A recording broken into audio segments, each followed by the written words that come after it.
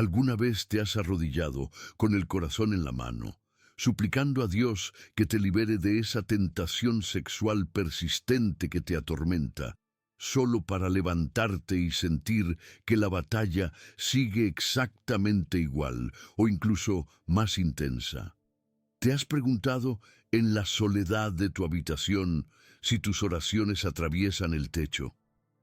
¿Si Dios te escucha o si tal vez tu lucha es una señal de que no eres lo suficientemente fuerte, lo suficientemente santo, o que algo está fundamentalmente roto en tu fe? Sientes la vergüenza, el ciclo agotador de caer, arrepentirte y volver a caer, y una voz susurra en tu interior que estás solo en esto, que eres el único que no puede vencer. Pero, ¿y si te dijera que esa lucha que tanto te avergüenza, esa que crees que te aleja de Dios, es en realidad el campo de entrenamiento que Él ha diseñado específicamente para forjar en ti una fe inquebrantable y una dependencia total de su poder? Quédate conmigo, porque lo que estoy a punto de revelarte en los próximos minutos podría cambiar por completo no solo cómo ves tu debilidad, sino, y más importante aún, cómo entiendes el propósito soberano de Dios en medio de tu tormenta. Hoy vamos a arrancar el velo de uno de los temas más silenciados y a la vez más destructivos dentro de la vida del creyente: la batalla contra la tentación sexual persistente. No vamos a hablar con eufemismos ni a suavizar la verdad. Vamos a llamar al pecado por su nombre y a exponer las estrategias del enemigo. La pregunta que responderemos no es simplemente cómo resistir, sino ¿por qué Dios permite esta lucha tan encarnizada en primer lugar? ¿Cuál es el propósito divino detrás de este fuego que parece consumirte? Vamos a desentrañar la dinámica espiritual de la lujuria, esa batalla que no se libra en el cuerpo, sino en la mente y en el corazón, y que a menudo culmina en el acto de la autogratificación, como un escape momentáneo que solo profundiza las cadenas. Este video es una llamada a la guerra espiritual, armados no con nuestra fuerza de voluntad, que es frágil, sino con el poder de la palabra de Dios. Te prometo que al final de este tiempo juntos entenderás por qué esta prueba no es para tu destrucción, sino para tu santificación. Y si este mensaje ya está resonando en tu espíritu, si sientes que esto es algo que necesitabas escuchar, te invito a que formes parte de esta comunidad. Suscríbete al canal, activa la campanita para no perderte ninguna enseñanza que pueda fortalecer tu caminar. Dale un me gusta a este video para que el algoritmo lo muestre a más personas que, como tú y como yo, están librando esta misma batalla en silencio. Y por favor, déjame un comentario diciéndome desde qué rincón del mundo la palabra de Dios está llegando hasta ti hoy. Es una bendición saber que estamos conectados como un solo cuerpo en Cristo, sin importar las distancias. Ahora, entremos en materia. La primera y más peligrosa mentira que hemos creído sobre la tentación sexual es que es normal e inofensiva mientras no se traduzca en un acto físico con otra persona. La cultura nos bombardea con la idea de que los deseos son para satisfacerse, que fantasear es natural, que la autogratificación es una necesidad biológica sin consecuencias espirituales. Y esta mentalidad, lamentablemente, se ha infiltrado en la iglesia. Hemos creado una zona gris donde toleramos la impureza en la mente, creyendo que mientras guardemos las apariencias externas, todo está bien. Pero la Biblia es radicalmente clara y no deja lugar a interpretaciones. Santiago, en su carta, en el capítulo 1, versículos 14 y 15, nos da una radiografía exacta del proceso del pecado, sino que cada uno es tentado cuando de su propia concupiscencia es atraído y seducido. Entonces la concupiscencia, después que ha concebido, da a luz el pecado, y el pecado, siendo consumado, da a luz la muerte. Fíjate bien en el lenguaje. La tentación no empieza fuera, empieza dentro. Nace de nuestra propia concupiscencia, de nuestro propio deseo desordenado. Es un anzuelo que nosotros mismos mordemos. Y una vez que ese deseo es concebido en la mente, una vez que lo alimentamos, que jugamos con él, que lo entretenemos en nuestras fantasías, inevitablemente da a luz el pecado. Y el final de ese camino, nos advierte Santiago, es la muerte. No habla de una muerte física inmediata, sino de una muerte espiritual. Cada vez que cedemos a la lujuria en nuestra mente, algo muere dentro de nosotros. Muere nuestra sensibilidad al Espíritu Santo, muere nuestra hambre por la palabra de Dios, muere nuestra audacia para testificar, muere la pureza de nuestra adoración.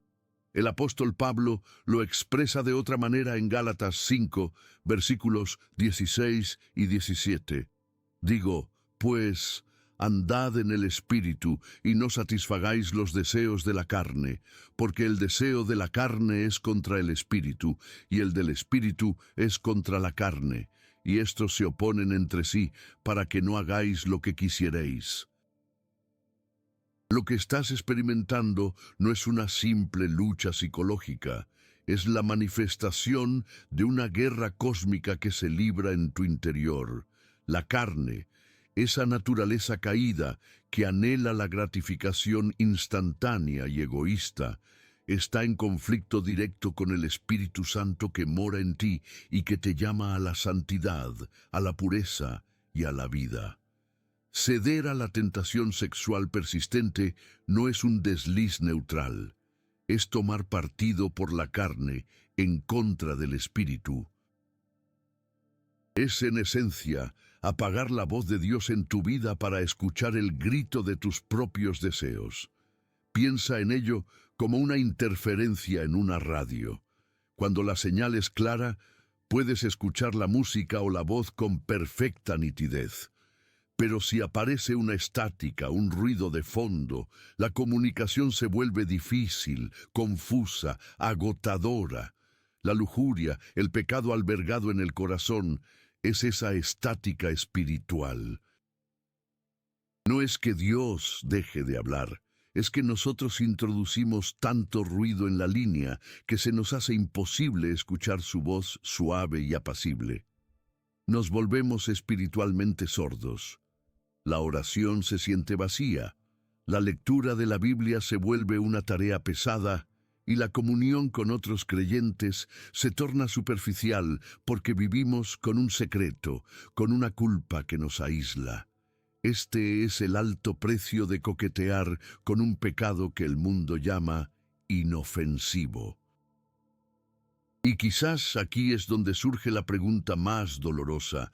Si esto es tan destructivo, si Dios conoce mi debilidad y mi deseo de agradarle, ¿por qué no simplemente quita la tentación? ¿Por qué permite que esta batalla continúe día tras día? Podría parecer una contradicción.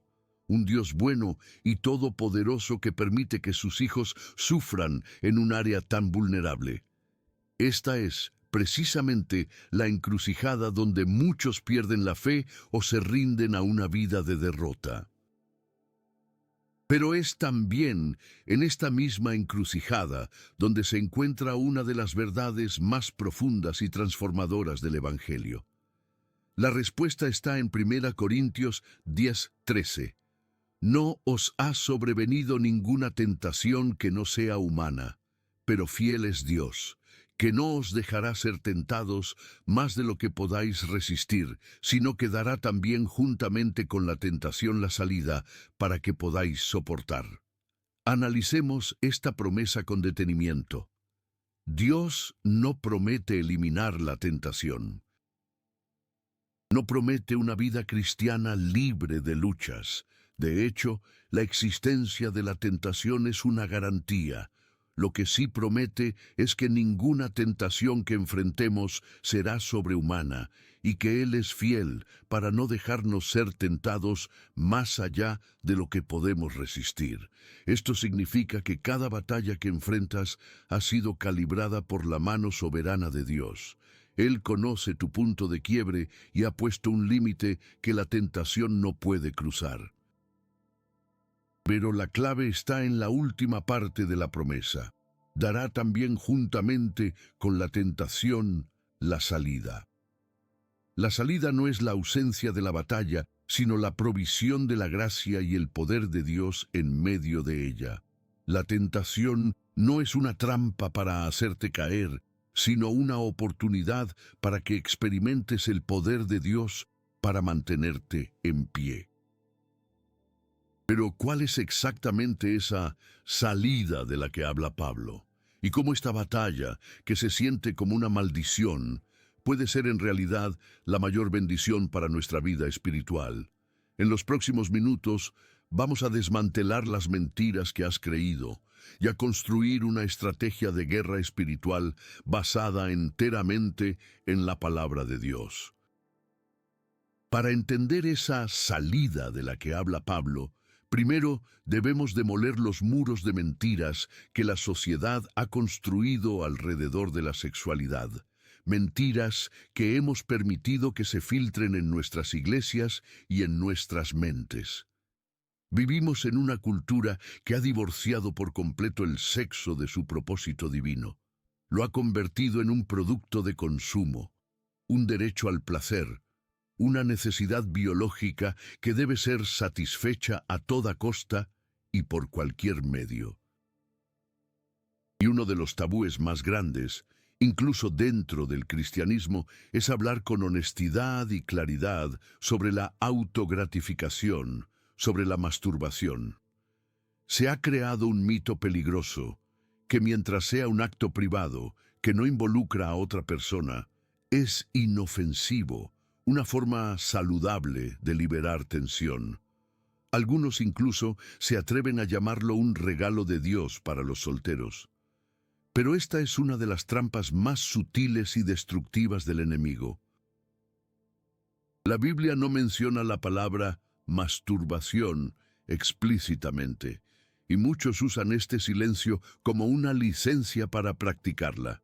Pero la palabra de Dios no es un simple libro de reglas que nos dice qué hacer y qué no hacer en cada situación imaginable. Es un libro que revela el corazón de Dios y nos enseña a vivir de una manera que le honre. Y el problema central de la autogratificación casi nunca es el acto físico en sí mismo, sino el motor que lo impulsa, la lujuria. Recordemos lo que dijo Jesús en el Sermón del Monte, en Mateo 5:28. Pero yo os digo que cualquiera que mira a una mujer para codiciarla, ya adulteró con ella en su corazón. Jesús eleva el estándar desde el acto externo hasta la intención interna. La batalla no está en tus manos, está en tu mente y en tu corazón. La autogratificación, en el 99.9% de los casos, es el resultado de haber cedido primero a la lujuria en la mente. Es la culminación de fantasías impuras, del uso de pornografía o de la evocación de imágenes para estimular el deseo. Es, en esencia, practicar el adulterio en el corazón y llevarlo a una consumación física solitaria. El apóstol Pablo nos da una orden directa en 1 Tesalonicenses 4, versículos 3 al 5. Pues la voluntad de Dios es vuestra santificación, que os apartéis de fornicación, que cada uno de vosotros sepa tener su propia esposa en santidad y honor, no en pasión de concupiscencia, como los gentiles que no conocen a Dios. Fíjate bien, la voluntad de Dios no es que gestiones tu deseo, sino tu santificación. Y nos da un mandato claro: apartarnos de la fornicación, de toda inmoralidad sexual, y luego especifica cómo: no vivir en pasión de concupiscencia. La palabra griega para concupiscencia es epitumia, que significa un deseo fuerte, un anhelo, a menudo por lo que está prohibido. La autogratificación es la encarnación de vivir en esa pasión de concupiscencia. Es entrenar a tu mente y a tu cuerpo para buscar el placer sexual fuera del único contexto que Dios ha diseñado para ello: el pacto matrimonial entre un hombre y una mujer. El mito de que la autogratificación es inofensiva se derrumba cuando entendemos su fruto espiritual.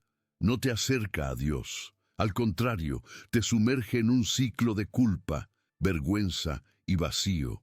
Te enseña a objetivar a otros, a usarlos en tu mente para tu propio placer.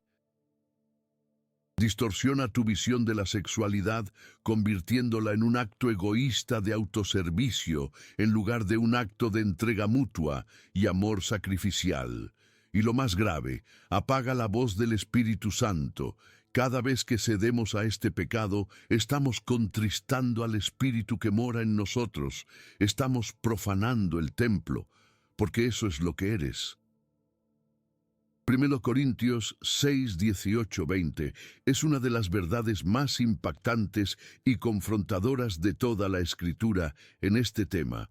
Huid de la fornicación. Cualquier otro pecado que el hombre cometa está fuera del cuerpo, mas el que fornica contra su propio cuerpo peca. ¿O ignoráis que vuestro cuerpo es templo del Espíritu Santo, el cual está en vosotros, el cual tenéis de Dios, y que no sois vuestros? Porque habéis sido comprados por precio. Glorificad, pues, a Dios en vuestro cuerpo y en vuestro espíritu, los cuales son de Dios. Piénsalo por un momento. Tu cuerpo no te pertenece. Fue comprado con el precio más alto imaginable: la sangre de Jesucristo.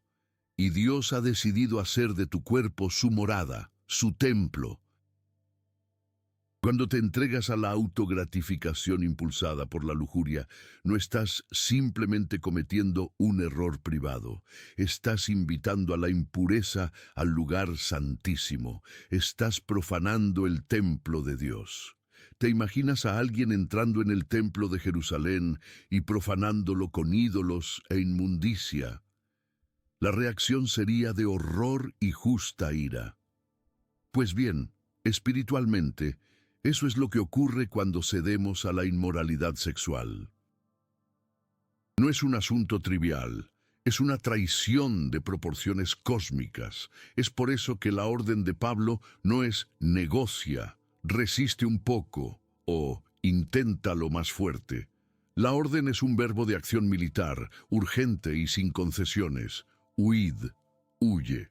No coquetees con la tentación, no intentes razonar con ella, no veas cuánto puedes acercarte al fuego sin quemarte.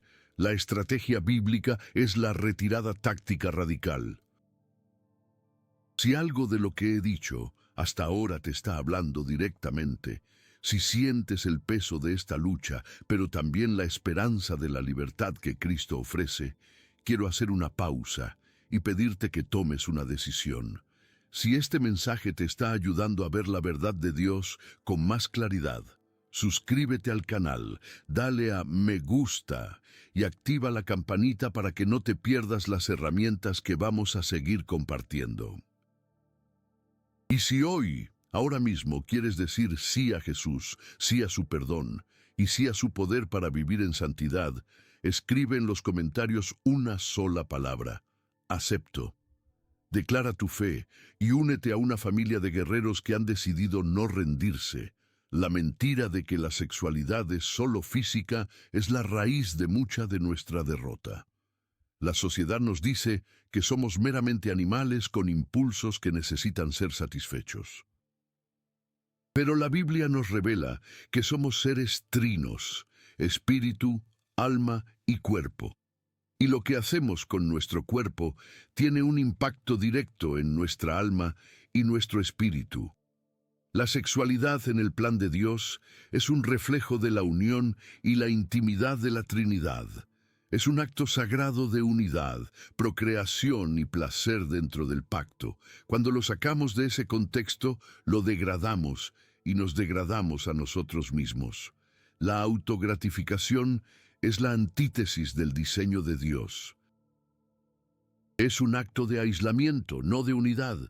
Es un acto de egoísmo, no de entrega.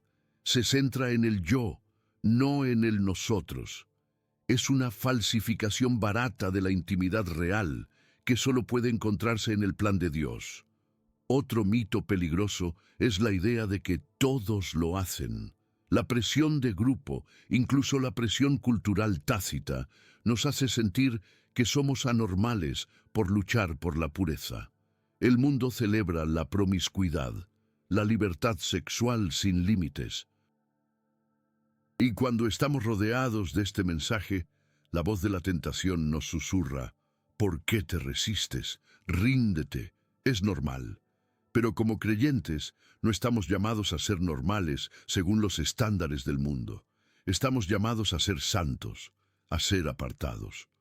Romanos 12:2 nos ordena: no os conforméis a este siglo, sino transformaos por medio de la renovación de vuestro entendimiento, para que comprobéis cuál sea la buena voluntad de Dios, agradable y perfecta.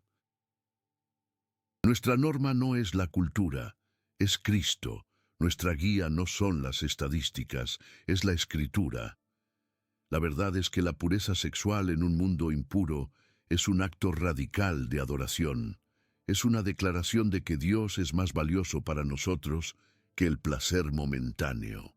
Es un testimonio poderoso de que el poder de Cristo es real y que puede transformar incluso las áreas más rotas de nuestra vida.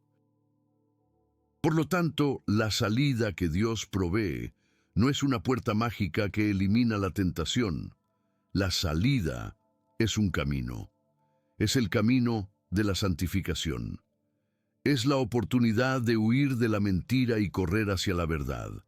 Es la decisión consciente de renovar nuestra mente con la palabra de Dios, de ver nuestro cuerpo no como un instrumento para nuestro placer, sino como un templo para su gloria. Es entender que esta batalla no es una señal de que estás fallando, sino una prueba de que estás en el bando correcto, porque la carne y el espíritu están en guerra. Y en esta guerra no estás solo y no estás sin armas. Pero, ¿cuáles son esas armas y cómo las usamos en el fragor de la batalla diaria? ¿Cómo pasamos de la teoría a la práctica para empezar a caminar en victoria?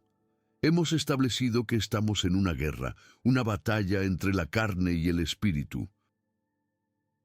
Pero para luchar eficazmente, un soldado debe entender la naturaleza del conflicto, el diseño del campo de batalla y, sobre todo, la voluntad de su comandante. Y aquí es donde fallamos a menudo. Intentamos luchar contra la tentación sexual con nuestras propias estrategias, con psicología pop, con fuerza de voluntad, cuando la única estrategia que garantiza la victoria está delineada con una claridad meridiana en la palabra de Dios. La Biblia no es un libro de sugerencias, es el manual de guerra para el creyente, y su enseñanza sobre la sexualidad no es una serie de restricciones arbitrarias para amargarnos la vida, sino un plan de protección divino diseñado para nuestro máximo gozo y su máxima gloria. Para entender lo que la Biblia dice sobre el pecado sexual, primero debemos entender lo que dice sobre el sexo. En el plan original de Dios, el sexo es un regalo sagrado, poderoso y hermoso. Es la expresión física más íntima de un pacto espiritual entre un hombre y una mujer en el matrimonio. Es un reflejo terrenal de una realidad celestial, la unión entre Cristo y su iglesia. Génesis 2:24 nos da el plano original. Por tanto, dejará el hombre a su padre y a su madre, y se unirá a su mujer, y serán una sola carne. Esa expresión, una sola carne, es mucho más que un acto físico. Es una fusión de vidas, de almas, de espíritus. Es una vulnerabilidad total, una entrega mutua, un acto de adoración en el que dos se convierten en uno, reflejando la unidad y la comunión de la Trinidad. Cuando sacamos el sexo de este contexto sagrado del pacto matrimonial, no lo estamos liberando, lo estamos profanando, lo estamos despojando de su poder y de su significado, convirtiéndolo en un acto de consumo egoísta en lugar de un acto de comunión sacrificial. Aquí es donde la lujuria, la fantasía y la autogratificación se revelan como lo que realmente son, una falsificación demoníaca del diseño de Dios. No son un sustituto inofensivo, son un antídoto venenoso para la verdadera intimidad. El apóstol Pablo, en 1 Corintios 6, nos hace una pregunta que debería helarnos la sangre.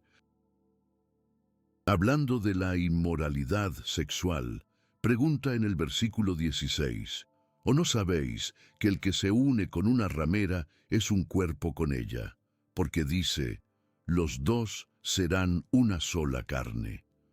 Pablo está diciendo que el principio de una sola carne es tan poderoso que se activa incluso en el contexto del pecado. Cuando te unes sexualmente a alguien, se crea un vínculo espiritual. Ahora, aplica ese mismo principio a la pornografía o a las fantasías lujuriosas que alimentan la autogratificación. Cuando consumes pornografía, no estás simplemente viendo imágenes, te estás uniendo espiritualmente a los actores de esa escena. Estás participando en su pecado, en su explotación, en su quebrantamiento. Estás formando un vínculo de una sola carne en tu mente y espíritu con una imagen, con una fantasía, con un demonio. Estás cometiendo adulterio espiritual y eso tiene consecuencias devastadoras para tu alma. Este es el punto en el que debemos hablar del impacto directo de nuestras elecciones sexuales en nuestra salvación y relación con Dios.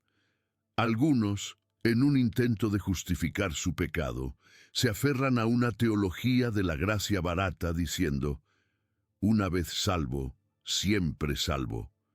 Puedo hacer lo que quiera porque ya estoy perdonado.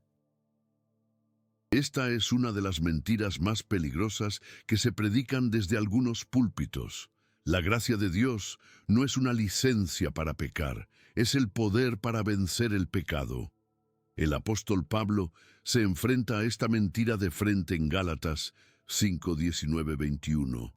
Y manifiestas son las obras de la carne, que son adulterio, fornicación, inmundicia, lascivia, y cosas semejantes a estas, acerca de las cuales os amonesto, como ya os lo he dicho antes, que los que practican tales cosas no heredarán el reino de Dios. La palabra clave aquí es practican. No se refiere a una caída ocasional seguida de un arrepentimiento genuino, sino a un estilo de vida continuo, deliberado y sin arrepentimiento en el pecado. Si la impureza sexual se ha convertido en una práctica habitual en tu vida, en algo que ya no te duele, que justificas y defiendes, estás en un terreno espiritualmente mortal. Estás demostrando con tus acciones que no has nacido de nuevo, porque el que ha nacido de Dios no puede vivir practicando el pecado. La presencia del Espíritu Santo en tu vida crea un conflicto interno, una guerra, como vimos antes. Si no hay guerra, si hay paz con el pecado, es una señal alarmante de que el Espíritu Santo no está en control, o quizás ni siquiera está presente. Y si estas verdades están resonando en tu corazón, si sientes el peso de tu pecado, pero también la esperanza del perdón de Dios, si sientes el llamado a una vida de pureza, te invito a que te suscribas a este canal, le des a me gusta y actives la campanita para no perderte las herramientas que Dios tiene para ti. Y si hoy, en este momento, quieres declarar tu decisión de abandonar el camino del pecado y seguir a Cristo hacia la santidad, escribe simplemente acepto en los comentarios. Que sea tu declaración pública de que eliges la vida. La santidad y la pureza no son opciones para el creyente, son el objetivo principal. 1 Pedro 1, 15, 16 lo dice sin rodeos, sino como aquel que os llamó es santo, sed también vosotros santos en toda vuestra manera de vivir, porque escrito está, sed santos, porque yo soy santo. La santidad no es una lista de no harás, es una consagración. Es la decisión consciente de apartar tu vida entera, tu mente, tus ojos, tus manos, tu cuerpo, para el uso exclusivo de Dios. Imagina que tienes una copa de cristal finísima, una reliquia familiar de valor incalculable. La guardas en una vitrina, la limpias con cuidado, la usas solo para las ocasiones más especiales. No la usarías para beber barro o para recoger la basura. ¿Por qué? Porque está consagrada, apartada para un propósito honorable. Tú eres esa copa. Tu cuerpo es el templo del Espíritu Santo, comprado con la sangre de Cristo. ¿Cómo te atreves a llenarlo de la basura de la lujuria y la pornografía? ¿Cómo nos atrevemos a usar el templo de Dios para la gratificación egoísta? La solución bíblica al pecado sexual persistente no es la moderación, es la amputación.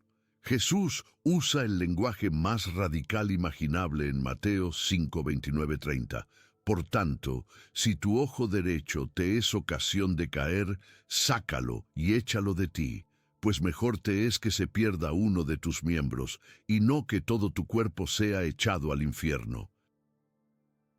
Y si tu mano derecha te es ocasión de caer, córtala y échala de ti, pues mejor te es que se pierda uno de tus miembros y no que todo tu cuerpo sea echado al infierno. Jesús no está hablando de automutilación física, obviamente. Está usando una hipérbole, una exageración dramática para enseñarnos una verdad espiritual crítica. Debemos ser absolutamente despiadados con el pecado en nuestra vida. No se negocia con él. No se le da un pequeño espacio. Se le mata. Si tu teléfono es la puerta de entrada a la pornografía, necesitas tomar medidas radicales. Quizás instalar filtros, rendir cuentas a alguien o incluso volver a un teléfono básico sin acceso a Internet. Si ciertas amistades o lugares alimentan tu lujuria, necesitas cortarlos de raíz. Si ciertas películas o series despiertan tus deseos, debes dejar de verlas. Sacar tu ojo y cortar tu mano significa eliminar sin piedad cualquier cosa en tu vida que te sirva de puente hacia el pecado. Es doloroso, cuesta. Pero Jesús nos dice que el coste de no hacerlo es infinitamente mayor. Es el coste de tu propia alma.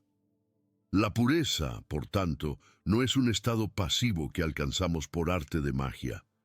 Es una búsqueda activa y una batalla diaria. Filipenses 4:8 nos da el plan de batalla para la mente. Por lo demás, hermanos, todo lo que es verdadero, todo lo honesto, todo lo justo, todo lo puro, todo lo amable, todo lo que es de buen nombre, si hay virtud alguna, si algo digno de alabanza, en esto pensad.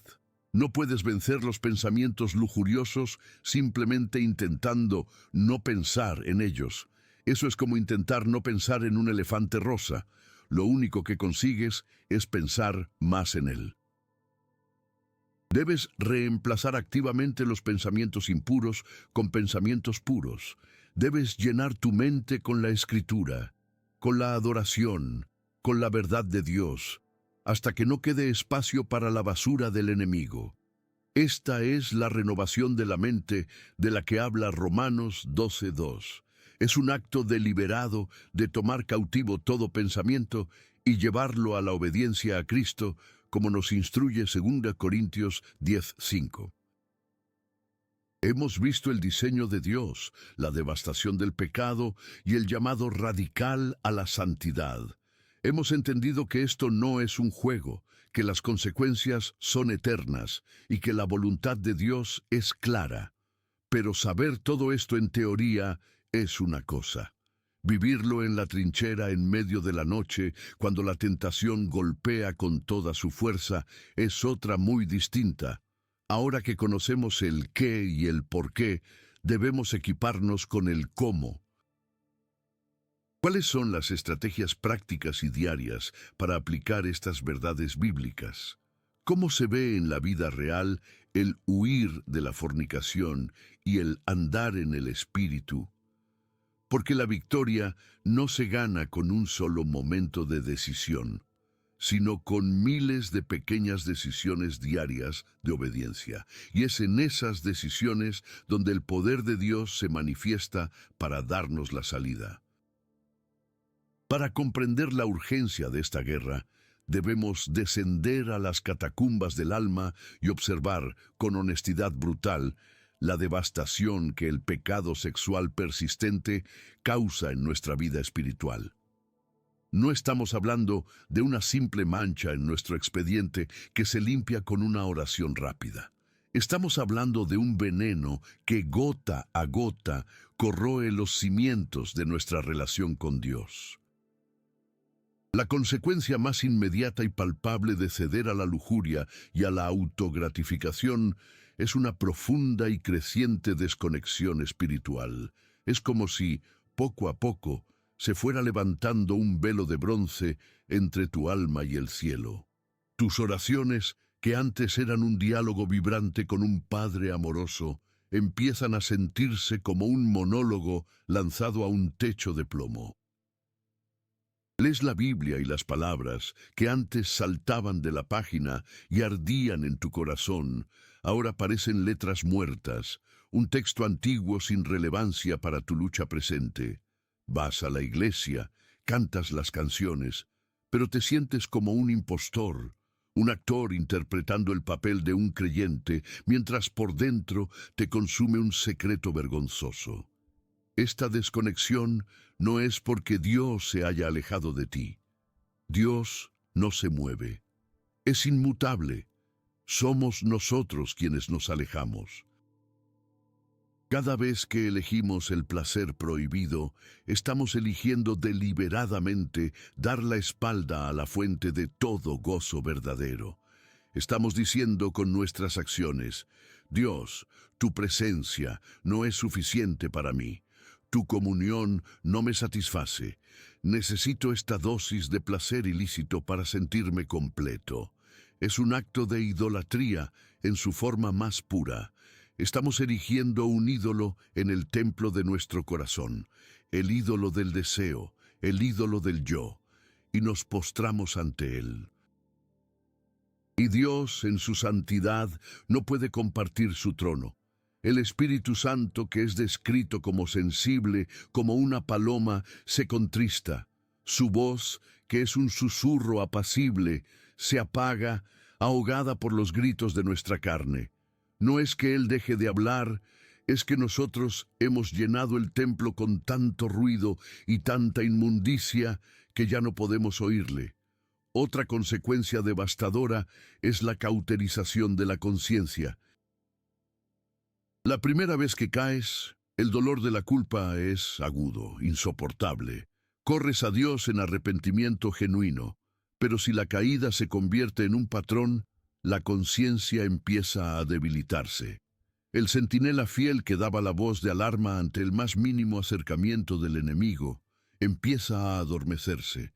La culpa aguda se transforma en una molestia sorda, y esa molestia sorda, con el tiempo, se convierte en una justificación silenciosa. Empiezas a razonar con tu pecado. No es para tanto. Nadie sale herido. Dios entiende mi necesidad. Esta es una de las etapas más peligrosas. Es lo que el apóstol Pablo describe como tener la conciencia cauterizada, marcada con un hierro candente, insensible. Has pecado tanto en esa área que ya no sientes el dolor, y cuando dejas de sentir el dolor del pecado, dejas de sentir la necesidad del Salvador. Te vuelves espiritualmente tibio, autosuficiente en tu miseria, atrapado en una prisión cuyas rejas tú mismo has forjado, y ahora defiendes. Conozco la historia de un joven, llamémosle David, que creció en la iglesia. Era líder de jóvenes, tocaba en el grupo de alabanza, conocía la Biblia de principio a fin, pero en secreto vivía encadenado a la pornografía y a la autogratificación desde la adolescencia. Durante años vivió esa doble vida, maestro de la apariencia. Por fuera era el cristiano modelo, por dentro su alma se pudría. Llegó a un punto en que la desconexión era total. Admitió que podía predicar un domingo por la mañana sobre la santidad y esa misma noche caer en el mismo fango. No sentía nada, ni culpa, ni gozo, solo un vacío existencial inmenso. Su punto de quiebre llegó cuando su prometida, una joven piadosa, rompió el compromiso. No porque descubriera su pecado, sino porque le dijo con lágrimas en los ojos: David, te quiero, pero no puedo sentir a Dios en ti. Hay un muro a tu alrededor que no puedo traspasar. Esas palabras fueron como un rayo que partió su alma en dos. Por primera vez en años, el dolor fue real. Se dio cuenta de que su pecado no solo le estaba costando su relación con Dios, sino que estaba destruyendo su capacidad de amar y ser amado. Esa noche se arrodilló, no con la oración mecánica de siempre, sino con un corazón quebrantado y humillado. Lo confesó todo a su pastor, borró todo acceso a Internet de su teléfono, instaló filtros en su ordenador y le dio las contraseñas a un amigo de confianza para que le rindiera cuentas. El camino fue duro, lleno de batallas, pero por primera vez estaba luchando con las armas de Dios.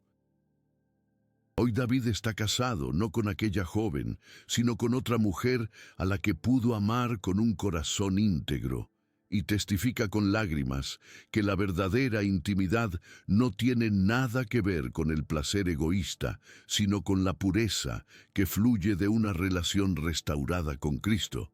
Y luego está la historia de Laura, una joven cuya batalla no era con la pornografía visual, sino con las fantasías románticas y eróticas. Se pasaba horas en su mente construyendo escenarios perfectos con hombres que conocía o que eran completamente imaginarios. Este mundo de fantasía la llevaba inevitablemente a la autogratificación, dejándola después con un sentimiento de soledad y vergüenza aún más profundo. Se convenció a sí misma de que era inofensivo porque todo estaba en su cabeza, pero su vida espiritual era un desierto. No podía concentrarse en la oración porque su mente divagaba constantemente hacia sus fantasías. Sentía que Dios estaba decepcionado de ella. Su transformación comenzó en un retiro de mujeres, donde la predicadora habló sobre los ídolos del corazón. Laura se dio cuenta de que su ídolo era el anhelo de una relación, un anhelo tan fuerte que la había llevado a crear una falsificación para satisfacerlo. Entendió que estaba buscando en la criatura lo que solo podía encontrar en el Creador. Su arrepentimiento fue un acto de demolición. Tuvo que tomar la decisión radical de ayunar de novelas románticas, de películas y series que alimentaban sus fantasías. Cada vez que un pensamiento lujurioso venía a su mente, en lugar de entretenerlo, lo llevaba cautivo a Cristo, como dice 2 Corintios 10:5, y lo reemplazaba con una verdad de la Escritura sobre su identidad en Dios.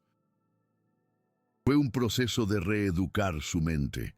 Hoy, Laura sigue soltera, pero por primera vez en su vida es feliz y está completa. Ha descubierto que la única relación que puede satisfacer la profundidad de su alma es su relación con Jesús. Su libertad no vino al encontrar un hombre, sino al encontrar a su Salvador. Si alguna de estas historias resuena contigo, si sientes el peso de esta desconexión y anhelas la libertad que David y Laura encontraron, quiero que sepas que esa libertad está disponible para ti ahora mismo. Si este mensaje te está abriendo los ojos a la verdad de Dios, te invito a que te suscribas al canal, le des un me gusta a este vídeo y actives la campanita para que sigamos creciendo juntos en santidad.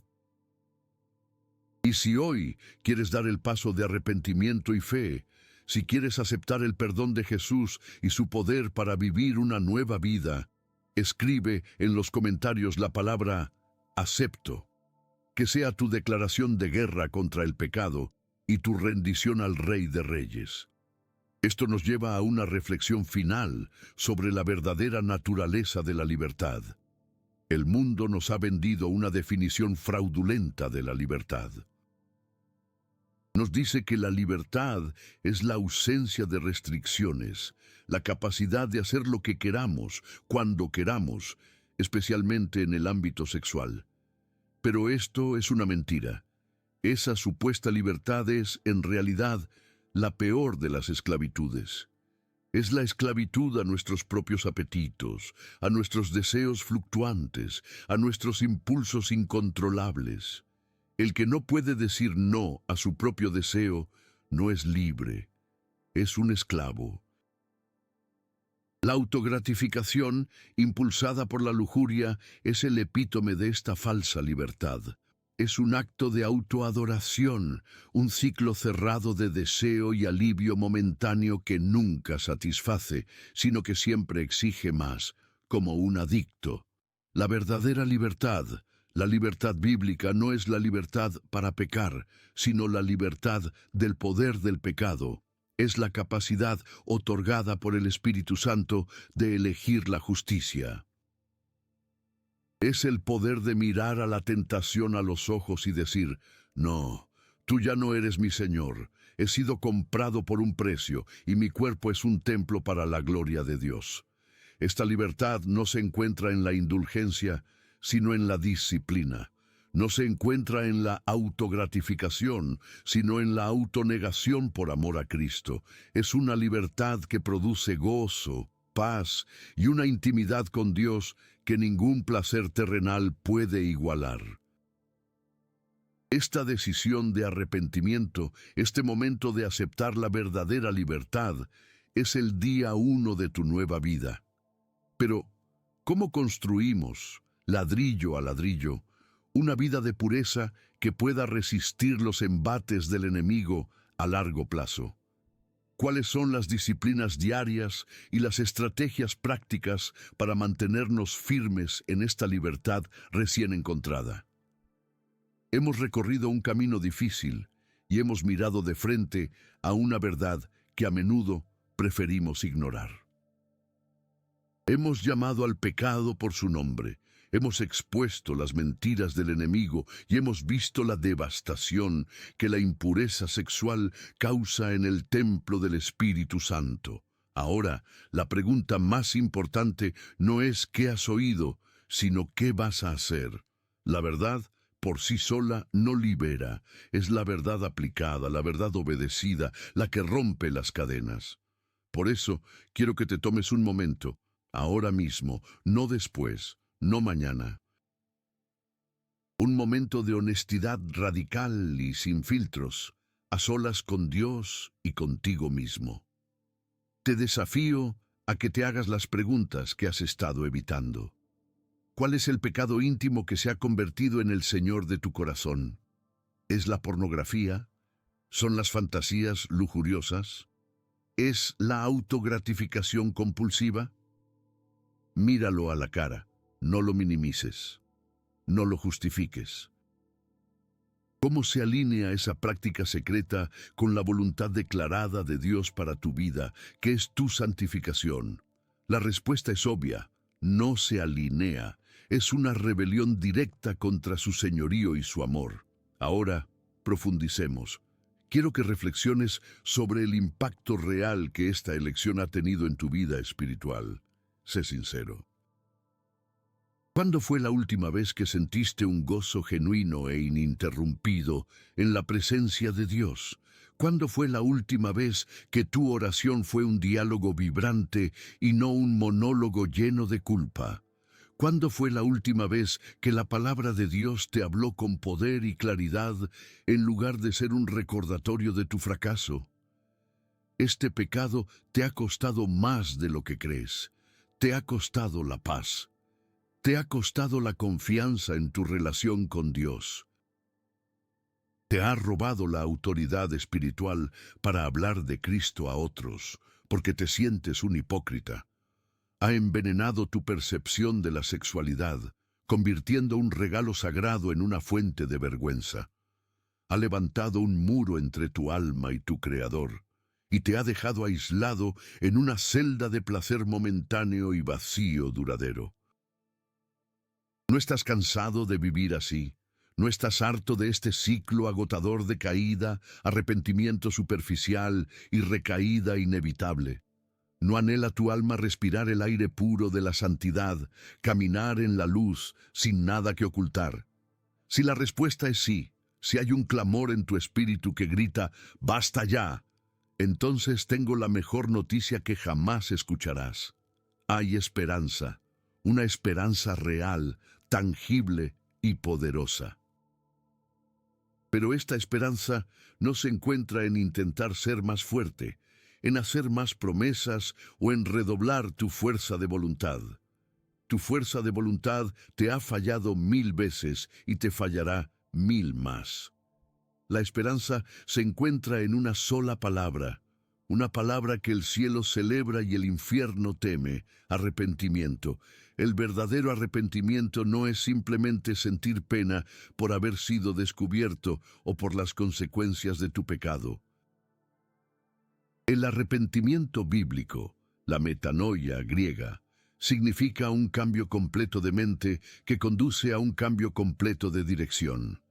Es mirar tu pecado desde la perspectiva de Dios, verlo como Él lo ve, sucio, traicionero, una ofensa contra su santidad, y sentir el mismo dolor que Él siente por él. Es estar de acuerdo con Dios en que tu pecado es mortal y que su camino es vida.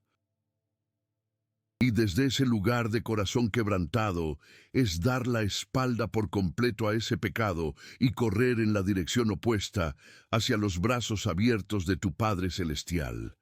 Este arrepentimiento es la puerta de entrada a la transformación. Cuando vienes a Dios, no con excusas, sino con un corazón roto, Él no te recibe con condenación, sino con una gracia que sobrepasa todo entendimiento. La sangre de Jesucristo, derramada en la cruz, no es un quitamanchas superficial. Es un disolvente todopoderoso que puede limpiar la mancha más profunda y antigua de tu alma. Primera Juan 1:9 nos da esta promesa inquebrantable. Si confesamos nuestros pecados, Él es fiel y justo para perdonar nuestros pecados y limpiarnos de toda maldad. Fíjate bien, no solo te perdona, te limpia, no solo borra tu pasado, sino que te da el poder para vivir un futuro diferente. Dios no está interesado en la modificación de tu comportamiento, está interesado en la transformación de tu corazón. Él quiere arrancar ese corazón de piedra, insensible y adicto al placer egoísta, y darte un corazón de carne, sensible a su voz, que ame lo que Él ama y aborrezca lo que Él aborrece. Esta es la promesa del nuevo pacto. No es algo que tú logras, es una obra sobrenatural que el Espíritu Santo hace en ti cuando te rindes por completo a Él. Tu victoria sobre la tentación sexual persistente no comenzará el día que te sientas lo suficientemente fuerte para resistir. Comenzará el día que reconozcas que eres absolutamente débil e incapaz en tus propias fuerzas y te lances en total y desesperada dependencia del poder de Cristo que vive en ti. Tu debilidad, esa que tanto te avergüenza, es precisamente el lienzo sobre el cual Dios quiere pintar la obra maestra de su poder. Es en tu punto más bajo donde su gracia se manifiesta con mayor gloria. La batalla que has estado librando no ha sido en vano. Dios la ha permitido para llevarte a este mismo punto.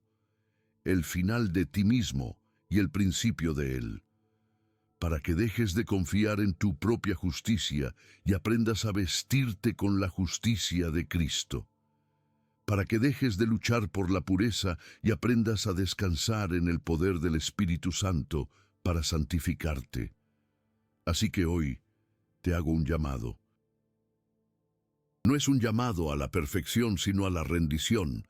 Rinde tu lucha, rinde tu secreto, rinde tu vergüenza. Arrodíllate ahora mismo, donde quiera que estés, y confiesa tu pecado a Dios con nombre y apellido. No te guardes nada, derrama tu corazón delante de Él, y luego recibe su perdón.